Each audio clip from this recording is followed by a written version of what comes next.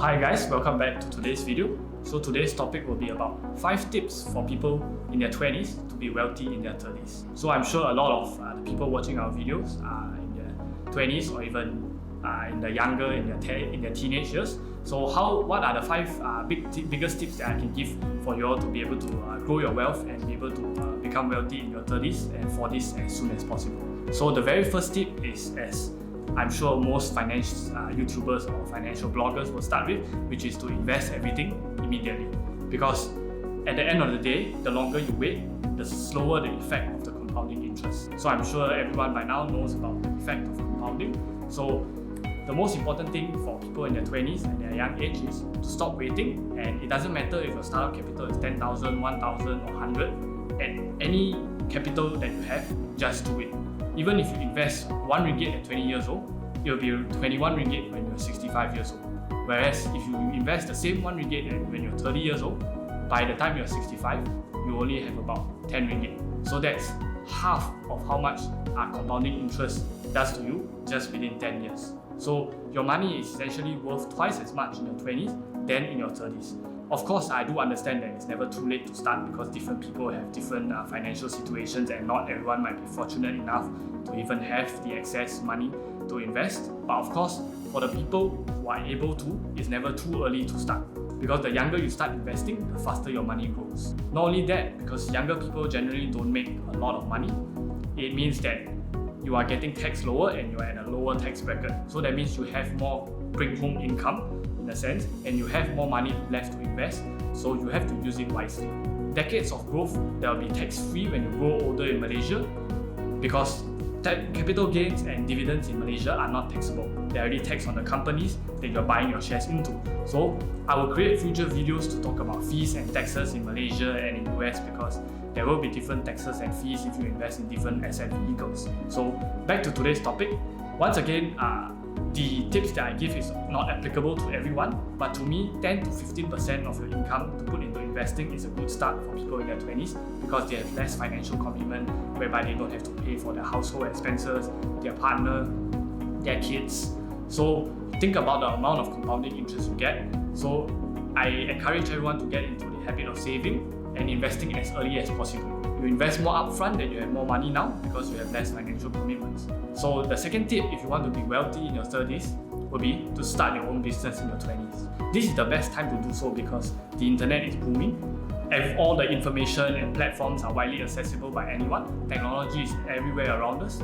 So knowledge is free, platforms are available, there are mentors on social media, there are influencers talking about things that you are passionate about that you can emulate and follow their growth.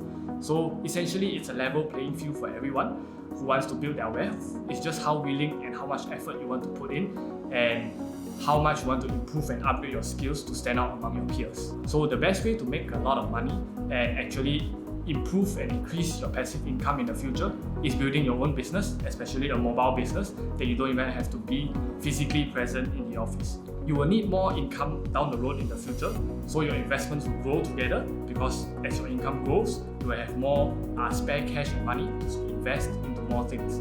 So of course, at the end of the day, businesses will generate more income than investments because they are considered an active income and not a passive income.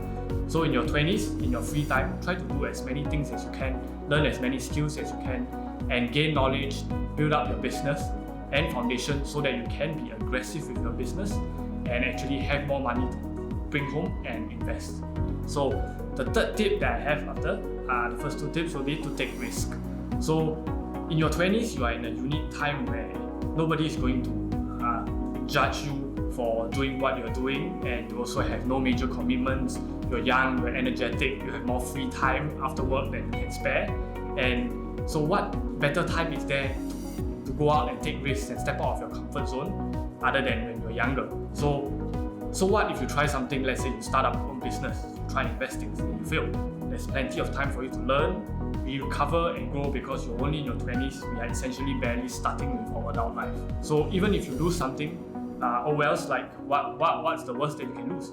Businesses don't work out, or if it fails, you can always try again.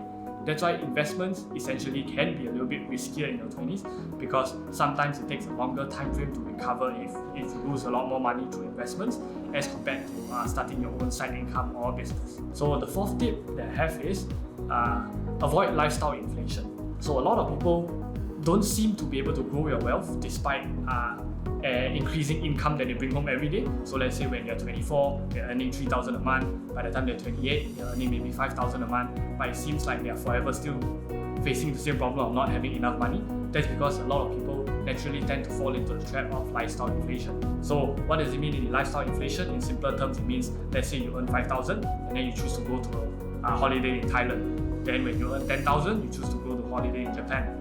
And then when the day comes that you earn 20,000 a month, you spend that money to go to Europe and travel. So that way, one will never earn enough money in order to be able to keep up with this kind of lifestyle changes, because you will never have excess money to save or invest. So it goes back to an earlier video where I talked about it doesn't matter how much you earn, but it's how much you save and you invest, and whether or not you have a firm structure for you to encourage you to save and invest and pay yourself off first.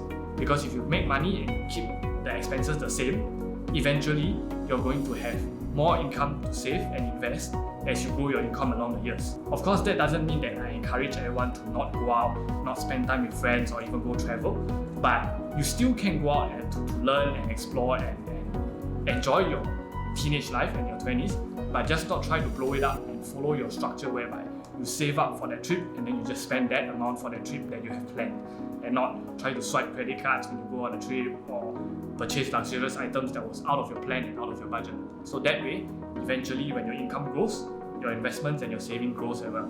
So the last tip that I have is stay away from bad debt. So if your debt isn't making you money, stay away from it. It's as plain and simple as that. Because don't make yourself stuck in the debt cycle when you're only in your 20s and when you're that young, because you will consistently be repaying debts and interest for no reason. You might be spending that money to buy a nice car, but do you really like that car, or are you just buying that car to please someone you don't like and for no apparent reason, just to show off to your peers or your friends? So don't buy these luxurious items just because it gives you instant gratification, or just because your friend have it, or because you think that you want to be able to keep up with the lifestyle of your friends or your peers. Because at the end of the day, it only brings you to be stuck in a debt cycle and hinder your path to financial freedom. That instant gratification is going to make you suffer down the road and in the long run. Similarly, do not have credit card debt in your 20s, because only spend what you have and spend within your means, and don't go out of budget and swipe credit card just for items that you cannot afford to pay for now. So similarly, like my previous video where I talked about budgeting, it's important to have a short-term budget for these things. So I'm not saying that you cannot reward yourself with something nice that you have been saving up and planning to buy. It's just that you need to have a structure, and you have told yourself to start saving for that thing maybe 3 to 5 months prior to that, so that you know that this amount of money is budgeted for that luxurious item that you're going to reward yourself with. So that way you can pay everything up front and make sure that you're always spending what you have and not be in debt that will hinder you in the future.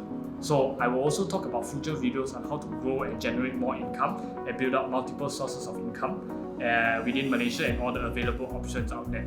So with that being said, we have come to the end of this video.